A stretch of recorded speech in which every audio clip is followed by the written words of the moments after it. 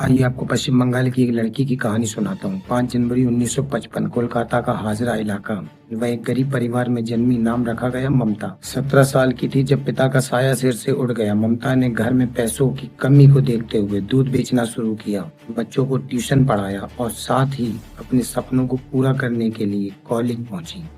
किताबों के साथ साथ सियासत भी पढ़ी। 1973 में कॉलेज की छात्र नेता बन गई। 1975 में जब देश पर इंदिरा गांधी जी ने इमरजेंसी लगाई तो ममता सड़कों पर उतर कर बोली, अपने हक के लिए लड़ना पड़ेगा। 1984 का साल था, उम्र सिर्फ 29 साल। सामने खड़े थे बंगाल के सबसे बड़े नेता सोमनाथ चटर्जी। सबने कहा ये लड़की हार जाएगी, पर ममता जीत गई। 35,000 से ज्यादा वोट से देश को मिली सबसे युवा सांसद। बंगाल की जनता ने नाम दिया जादवपुर की शेरनी ममता दी।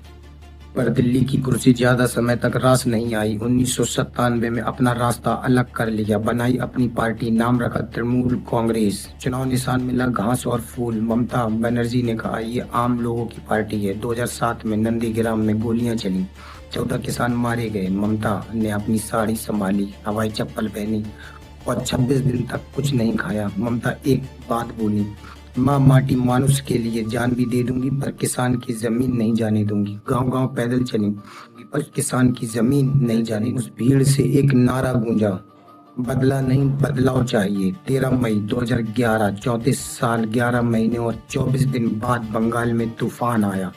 लेफ्ट का किला ढह गया। टीएमसी को मिली 184 सीटें और वो लड़की यानी ममता दीदी बंगाल की पहली महिला मुख्यमंत्री बन गई।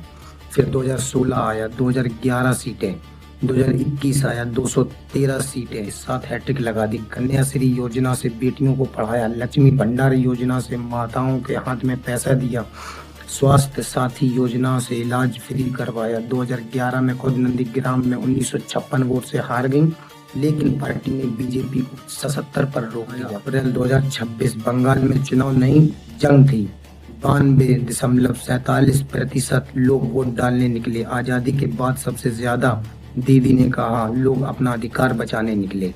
वहीं भाजपा ने कहा 4 मई दीदी गई। 26 को रात 10 बजे टीवी पर नंबर चमका। बीजेपी 206 सीटों के साथ पश्चिम बंगाल में पहली बार सरकार बनाने में कामयाब हुई। वहीं टीएमसी 80 सीटों में सिमट गई।